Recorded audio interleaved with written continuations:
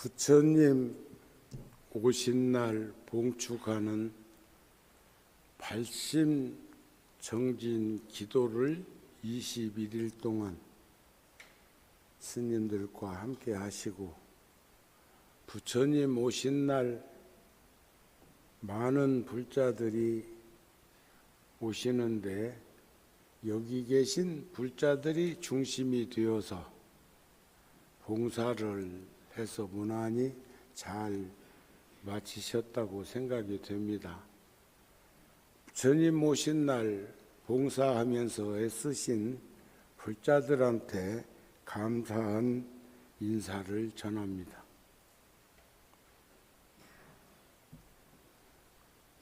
내일이 부처님 제세시부터 늘 있어왔던 결제입니다. 4월 보름부터 7월 보름까지. 북방불교는 추나추동 사시절서가 확연하게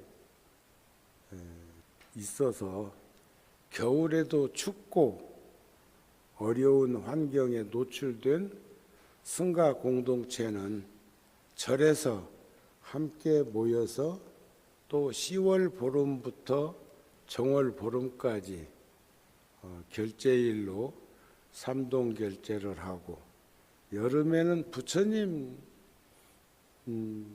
계셨던 인도나 네팔은 우기철입니다. 하루도 그러지 않고 비가 오고 그래 덥고 벌써 40도가 넘는다고 하니까, 그럴 때 이제 절에서 밖에서 전법 활동을 하던 스님들이 부처님을 모시고 또 상수 제자들을 모시고 청법을 하고 또 천공의 납자들이 되기 위해서 정진을 하는 결제이기도 합니다. 부처님 경전에 보면, 화엄경에 보면 일념지 삼세호대 이 무유분별해서 종종시 부동을 이 시어 세간이로다 하는 가르침이 있어요. 한 생각에, 한 생각, 일념 만념, 한 생각에 과거, 현재, 미래를 다 알되 알면서도 아무런 분별이 없고 가지가지 시간들이 같지 않음을 세상 사람들에게 보여주더라. 시간이 똑같을 것 같아도 가지가지 생각이 다르고 생물학적으로 동물들의 시간과 수명이 다른 것을 세상 사람들에게 다 보여주기 위해서 부처님이 이 땅에 오셨다, 그런 말씀입니다. 생각에 과거, 현재, 미래의 시공을 뛰어넘고 그것을 알고 있음이로되 알면서도 아무런 분별이 없고, 이 말씀을 제가 보면서 우리 어른들이 듣고도 못 들은 척 하고 알고도 모르는 척 하는 거, 뭔 얘기를 해서 반문해서 이렇게 묻기도 하지만, 그러고도 아니다 하는 말을 하는 것은 알면서도 아무런 시비분별이 없어. 까마귀 검다 말고 해오라기 시다 말라. 검은들 모자라고 시다고 남을 쏘냐. 할 일 없는 사람들이 옳다 그렇다 하더라 하는 옛 시조도 있죠. 가지가지 시간이 같지 않음을 세상 사람들에게 보여주기 위해서 부처님께서는 이 세상에 출현하셨다, 그런 말씀입니다. 우리가 한거 결제의 의미는, 내일은 이제 제가 구룡사에서 법문을 합니다만, 매질결자, 매질결, 억제할 제자 해서 결제라고 그래. 그러니까 여기서 억제한다는 얘기는 제어한다는 말도 되고, 또 분수불량을 헤아린다는 말도 되고, 또는 모으다, 묶다, 매다, 꾸미다, 짓다, 다지다, 단단하다, 이런 뜻으로 결제라는 안거를 시작한다는 의미는 끝내는 일을 해제라고 하지요. 또 이 말을 결제는 입제라 하고 해제는 회양이라고 하는 의미도 가지고 있다는 것을 보면서 우리는 선행자비로 포용하면서 세상을 살 수 있도록 노력하는 것이, 그것이 수행이라고 하는 말로 가름할 수가 있을 것 같습니다.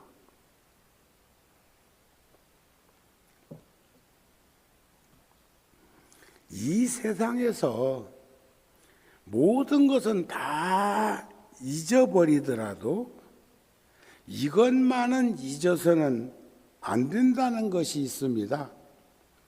그것은 사람 개개인마다 그 어떤 특별한 일을 하기 위해서 이 세상에 태어났다고 하는 것입니다.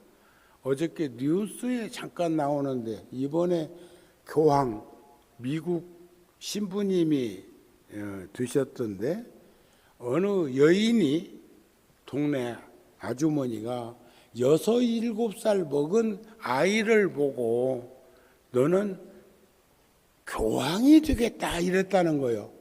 6, 7살 먹은 아이를 보고 그렇게 이제 이 얘기를 했는데, 천주교 신자가 되고 신부 수업을 받고 추기경까지 되고, 그리고 이번에 미국에서 교황이 나오셨는데 그분이 바로 그분이다 이런 말을 해. 그러니까 사람마다 그 어떤 특별한 일을 하기 위해서 이 세상에 태어난다는 거예요.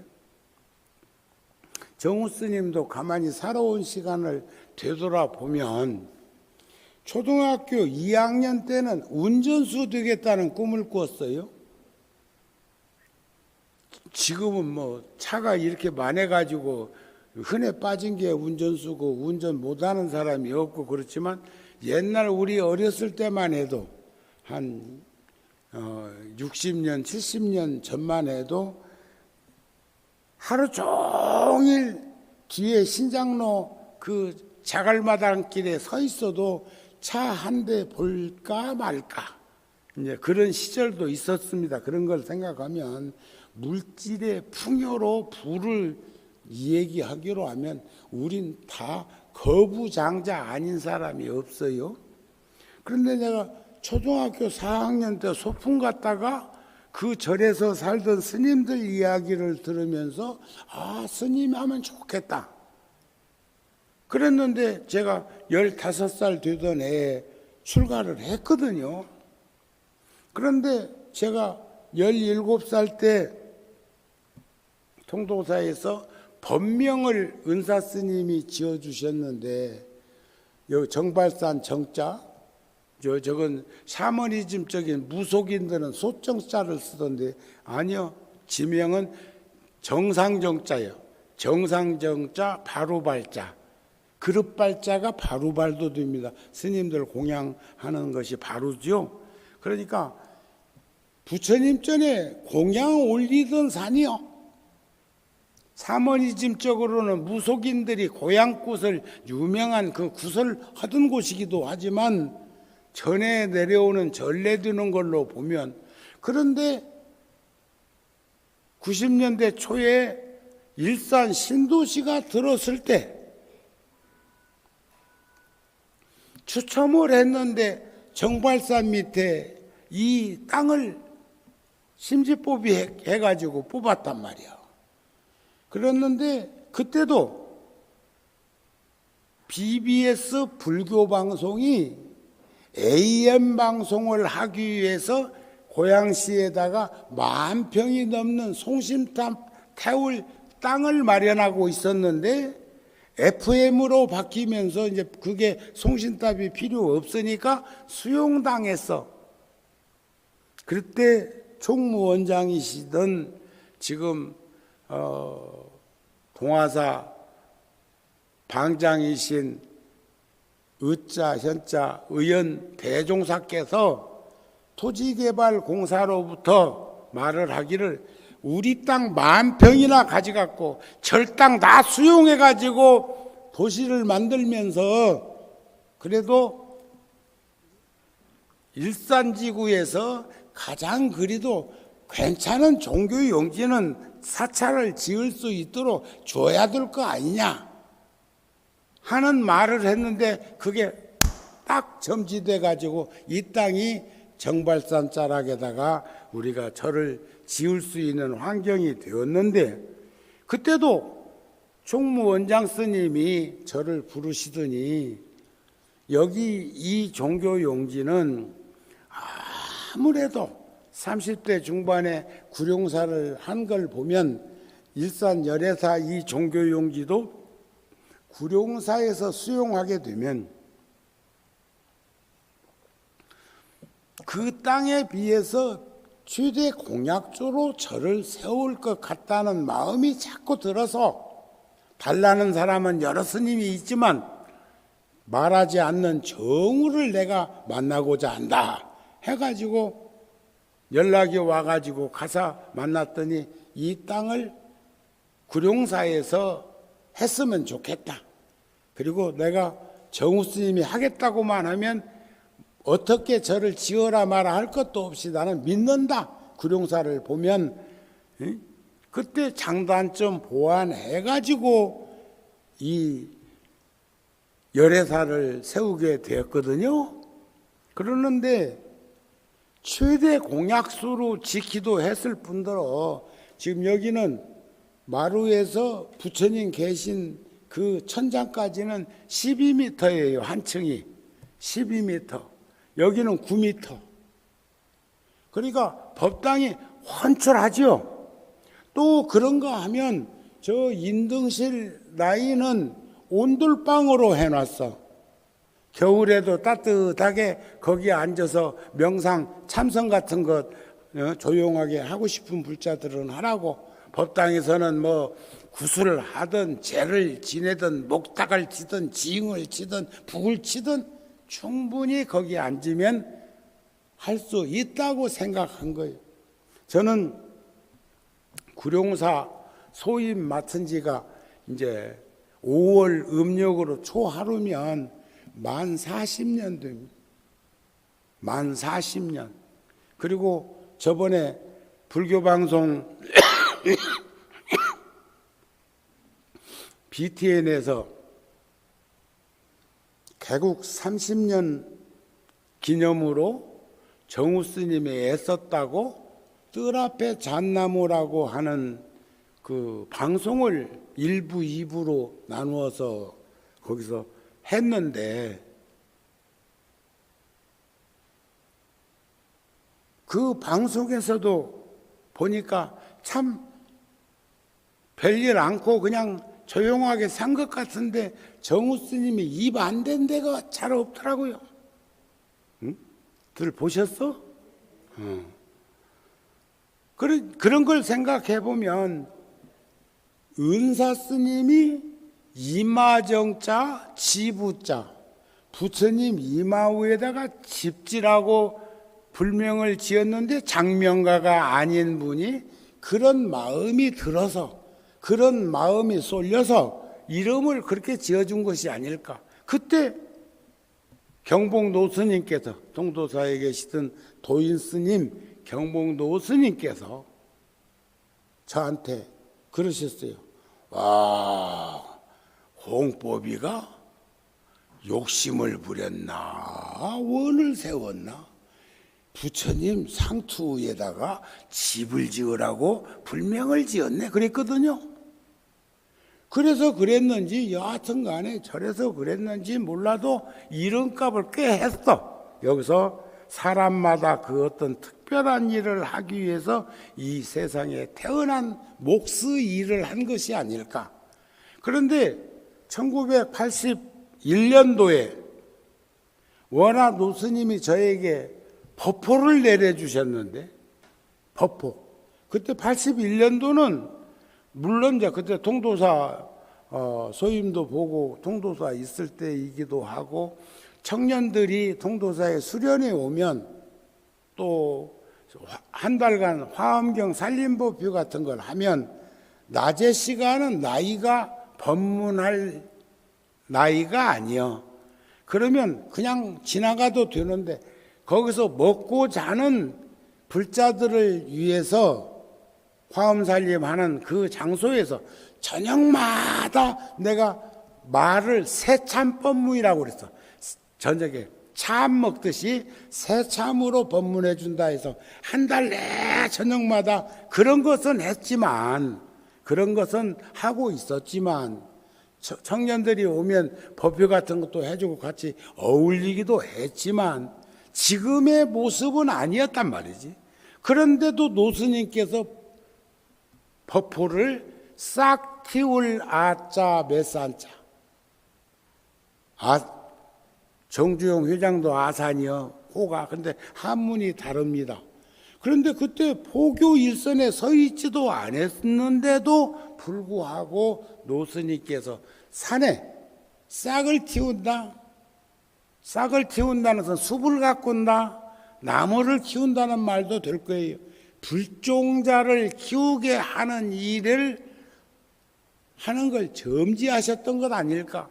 그래서 그랬는지 그 이후로 제가 포교 일선에서 한평생 살아오고 있는 걸 보면 사람마다 특별한 그 어떤 일을 하기 위해서 이 세상에 태어난 것이 이런 것인데, 이걸 찾아줄 수 있는 분이 부모요, 스승이요, 스님들이요, 또 주변에 함께 인연 맺은 분들이라고 생각을 합니다. 그것이 바로 살아가는 사람들의 목적이기도 하고, 만약 그가 그 임무를 이루지 못하면 그는 이 세상에 아무것도 하지 않은 것과 같은 사람이 되어버리고도 만다.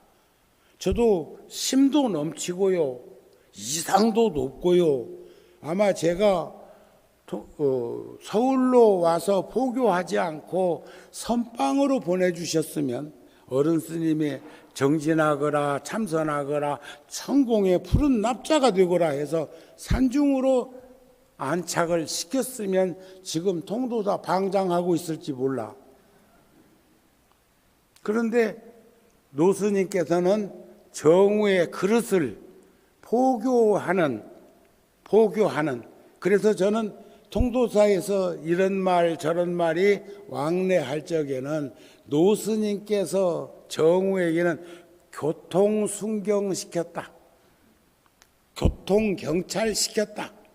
통도사에 어렵고 힘든 일이나 종단에 어렵고 힘든 일이 있을 때 교통정리를 할 수 있는 몫의 일을 나에게 주신 것이다.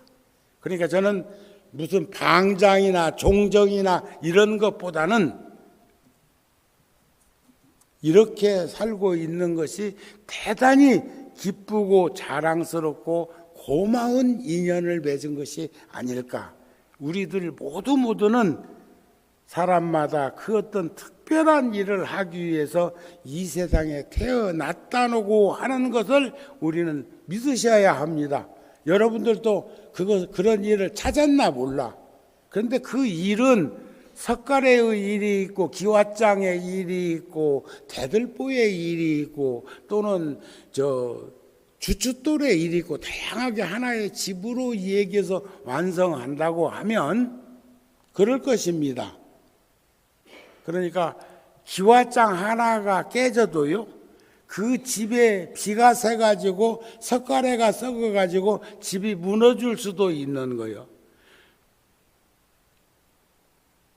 주춧돌이 하나 잘못 놓여가지고 집이 짜부러질 수도 있습니다.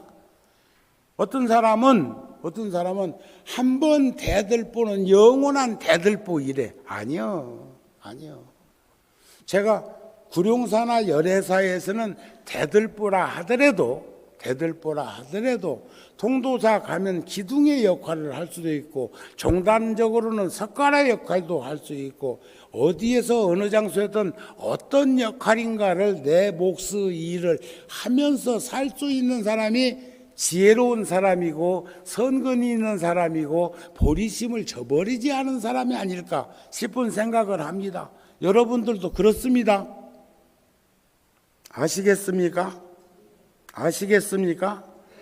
그래, 바로 이것이 사람 사는 이치로구나. 그래서 정우 스님은 어제도 제가 그 예술의 전당에서 남녀 한 쌍의 배우가 유명한 배우들이 연극을 한다고 해서 제가 어저께 그 예술의 전당에 가서 낭데뷔라고 하는 연극을 봤어요. 또 며칠 전에는 그 마마미아에서 나오는 그 최정원 씨가 오래간만에 뮤지컬이 아닌 연극을 모노드라마 한다고 그래서 대학로까지 가서도 봤어. 이해가 잘 안 되지요. 그런데 모노드라마는 지금 정우 스님이 지금 하고 있는 이 모습이 모노드라마예요. 내가 각본도 쓰고 물론 부처님 경전 같은 데서 빌려오기도 하는 거지만 연출도 하고 연기도 하고 지금 그러고 있잖아요. 그러니까 배우들이 모노드라마 하는 것이 매우 힘들고 어렵다고 그러는데 그런 모노드라마를 스님들은 법상에 오르는 스님들은 매일 또 해야 된다니까. 아셨죠? 그래서 그런 것을 통해서 또 많은 것을 생각하게 되는데 그 동국대학교 총장도 하셨고 그 조계종 총무원장도 하셨던 우리 은사 스님하고 월운 스님하고 지관 스님하고 해인사 50년대의 동기이기도 한데 그 스님 책의 목록을 제가 보다 보니까 이런 말씀이 있어요. 세상은 경험하는 모든 것에서 배운다. 모든 것에서 배우는 거예요. 세 사람이 길을 가도 한 사람은 모범적인 사람이고 한 사람은 걱정되는 사람은 두 사람 다 내가 지혜만 있으면 두 사람 다 스승이요.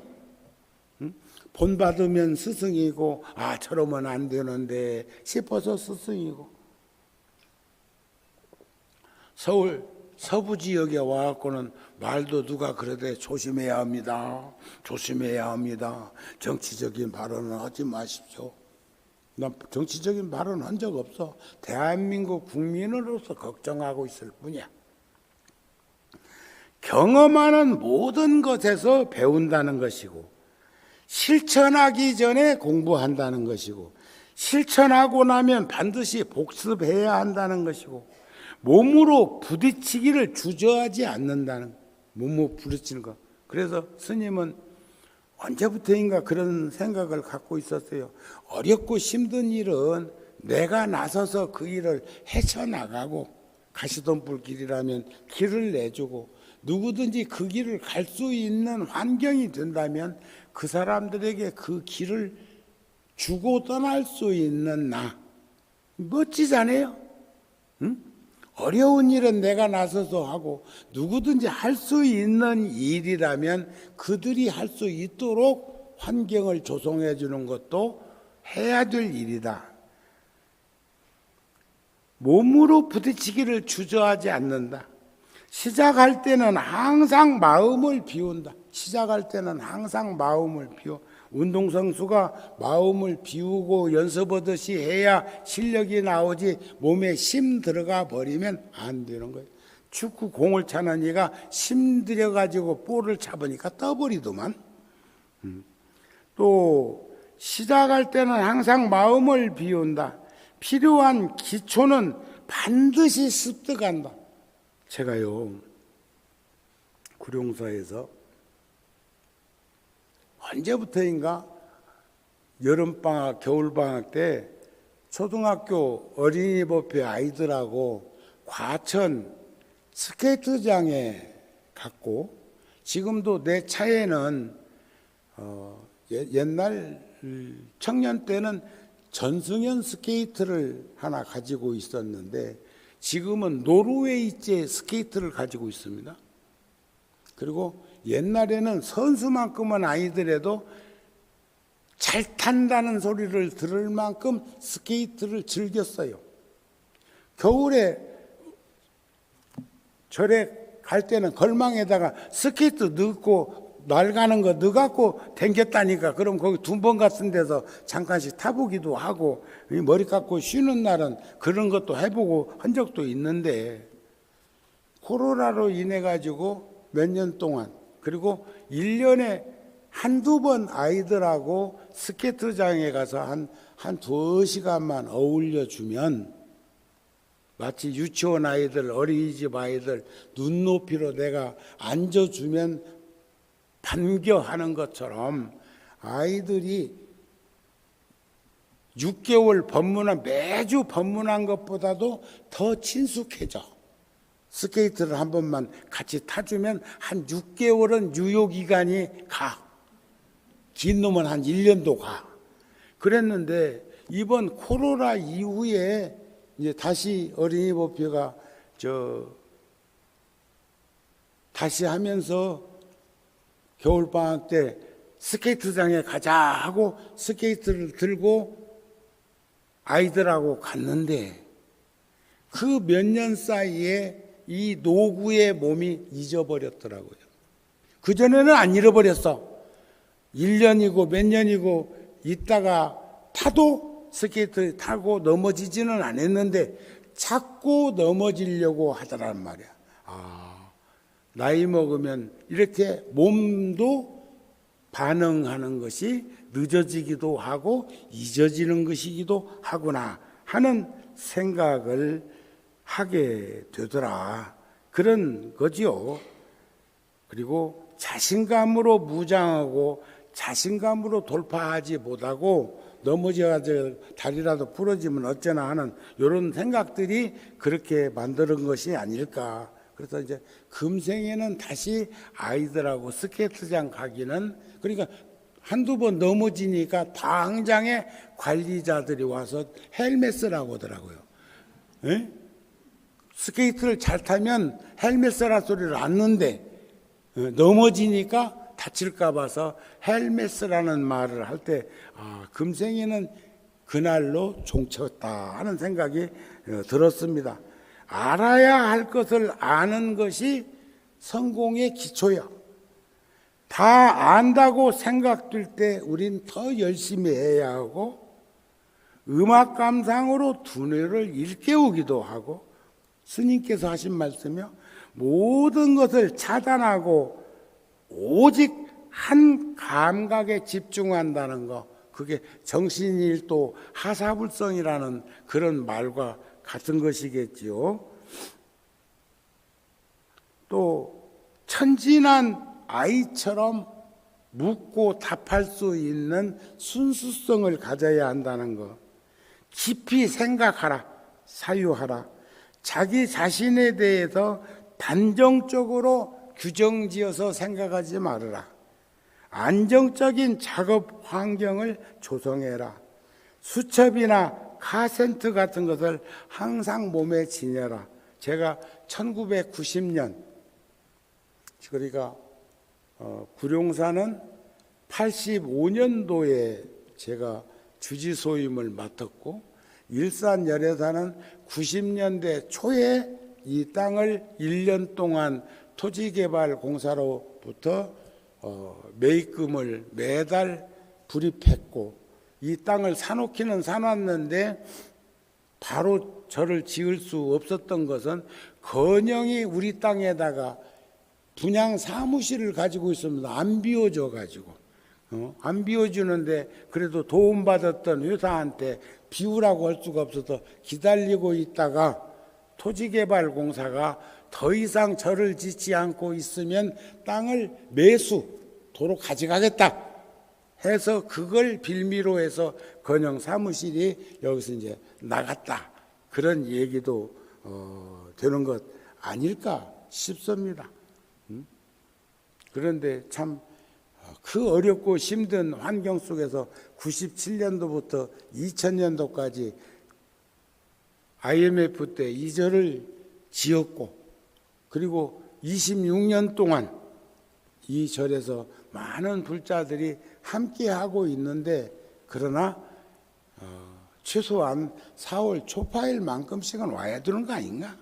이 절지은 스님 애쓴 요량을 생각해서라도 이렇게 빈자리 놔줘서는 안 되지 않겠나요? 그러기 위해서는 우리 전법해야 합니다. 부처님 법 전해야 합니다. 저쪽 동네 사람들 하는 거 보세요. 너무 심해서 다르지? 근데 우리는 그냥 네 팔 갖고 네 흔들고 내 팔 갖고 내 흔들고 내 거 내가 갖고 네 거 네가 갖자 이런 식으로 하다가 나중에 심 떨어져서 세상 떠날 때는 며칠 후 이 소리 안 듣는 나는 보장이 있습니까? 그래서 근데 그때 90년에 월화노 스님을 모시고 4명의 제자가 중국을 한 달 동안 순례한 적이 있었는데 한 달 동안 노스님은 한 번도 낮에 자동차로 움직여도 눈을 붙이는 걸 못 봤어. 젊은 사람들은 차 타고 이동할 때는 조는 게 일인데 그때 노스님은 무슨 말씀인가 많이 하셨어. 그렇게 생이지지자일 걸 몰라서 중국 많이 사신 것처럼 말씀을 하셔서 그때 좀 더 메모를 해두고 좀 더 카세트 같은 데다가 노스님의 말씀을 그대로 수록했더라면 참 얼마나 좋았을까. 한 달간을 모시고 다니면서 그래서 우리는 수첩이나 카세트를 항상 몸에 지녀라. 같은 길만을 고집하지 마라. 같은 길 되돌아오고 하는 게 부처님도 그랬더니 자 길을 떠나자. 처음도 좋고 중간도 좋고 끝도 좋으니 조리 있는 말로 알아들을 수 있도록 전하자. 갔던 길로 되돌아오지 말고 두 사람이 함께 떠나지도 말자. 모든 이의 이익과 안락과 행복을 위해서 길을 떠나자. 나도 우르벨라 병장촌 고행자들이 있는 곳에 가서 법을 설하리라. 전법 포교 선언을 늘 그렇게 제자들에게 하셨다는 것을 생각해 볼 때 우리도 그러한 마음을 저버리지 않고 살았으면 합니다 하는 그런 말씀을 드리고 싶습니다. 아셨죠? 그래서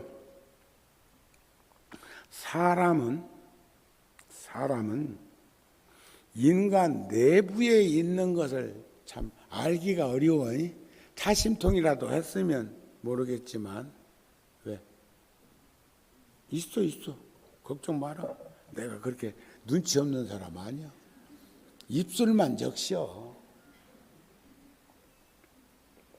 운동선수가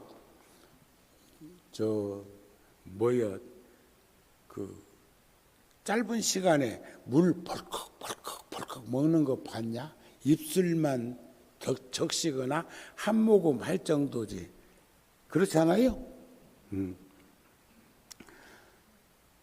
사랑은 해방되는 것을 필요로 하고 있을 뿐이다 하는 그런 글이 있어요. 문제는 사랑을 어떻게 만들어내는가, 연민심을 어떻게 만들어내는가, 자비심을 어떻게 만들어내는가, 그것이 아니요. 이미 우리는 다 갖춰져 있는 거예요.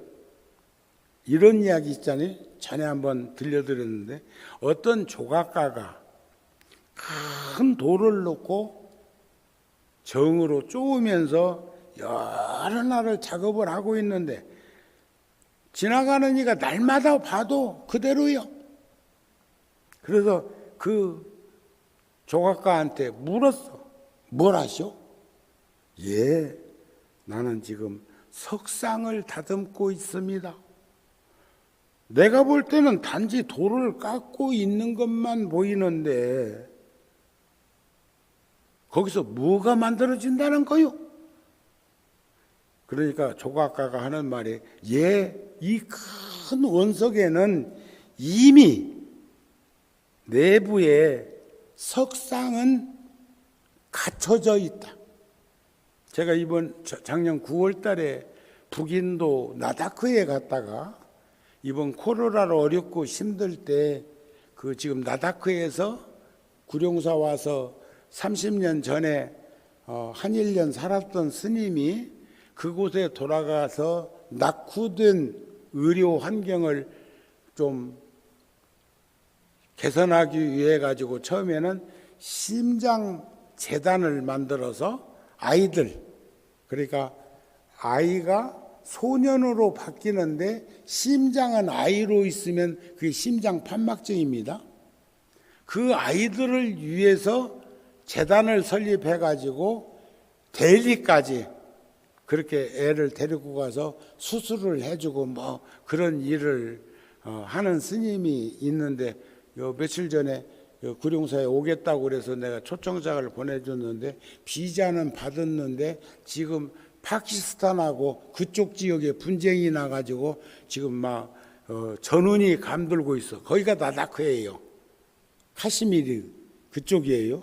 그래서 오는 것을 또 꼭 전쟁 피해가는 것처럼 보일 것보다고 다음에 안정되면 가겠습니다 하고 병원에 있는데 지금은 종합병원이 가장 큰 병원이에요. 나다크에서 가장 큰 병원으로 하고 있고 두 형님은 조상 대대로 의업을 상속해오는 그런 집안의 자손이기도 한데 그 스님이 코로나 3년 동안에 처음 해보는 조각을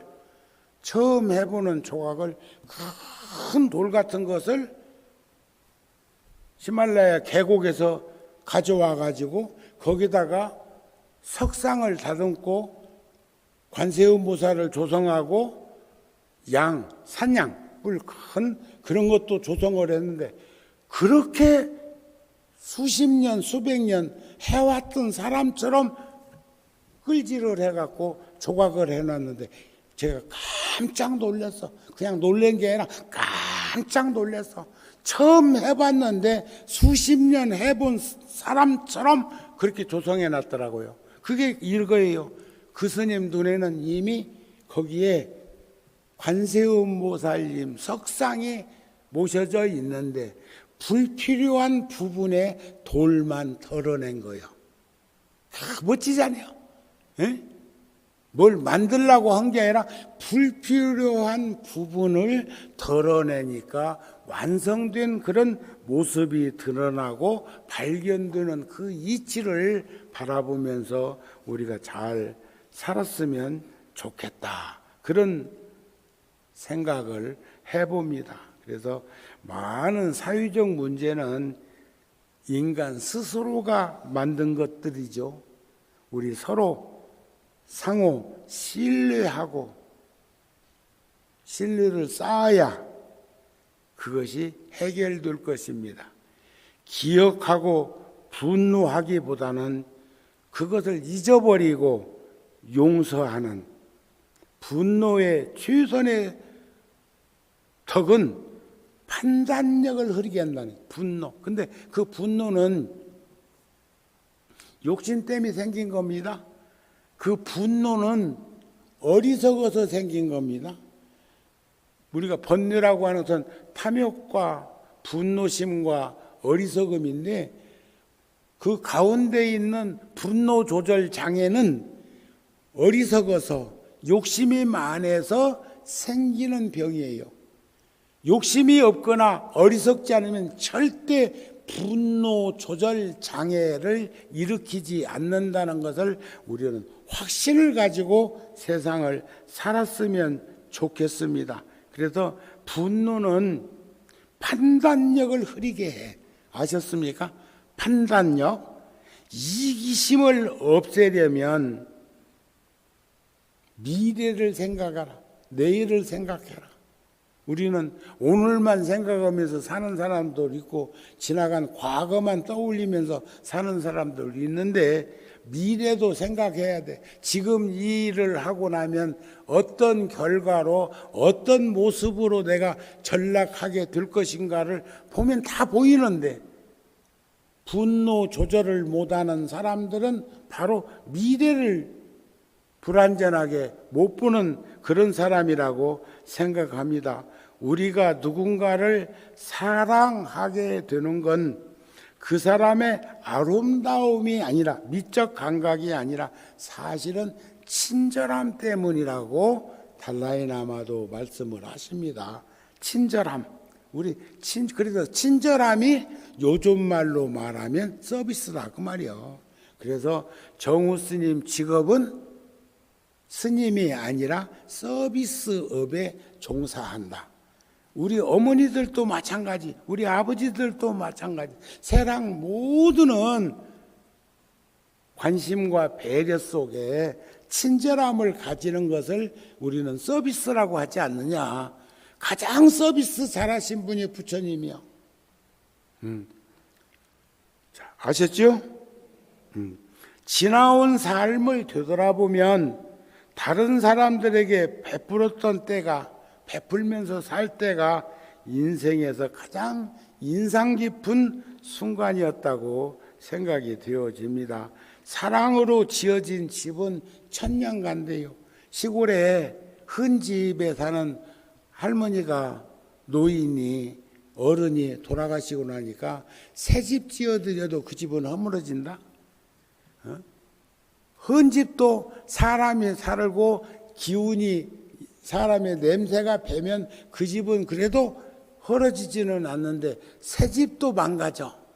그래서 자꾸 사용해야 돼. 자동차도 새 차라도 고장 안 나는 거 아니야. 첫 번째 안 쓰면 배터리부터 문제 생겨. 또 기계가 닦고 조이고 기름 쳐져야 그게 원활하게 순환되는 것이지 정지되어 있으면 녹슬어 가지고 문제 생기는 것 우리 다 알고 있지 않느냐. 그렇다면 사람도 이 몸도 기계와 같아서 기계 중에서는 제일 그래도 좋은 기계 아니요. 그리고 우리가 살아오는 시간들을 지구 돌아가는 속도거리로 계산해 보면 우리 몇십 년 산 게 엄청나게 먼 거리를 지금 순행하고 있는 것도 알 수 있지 않느냐. 그래서 항상 우리가 사는 곳에서는 따뜻하고 편안하고 넉넉한 기운들이 작용하는 것을 상호 보완하면서 살았으면 좋겠습니다 하는 말씀으로 오늘 본문을 마치려고 합니다. 성불하세요.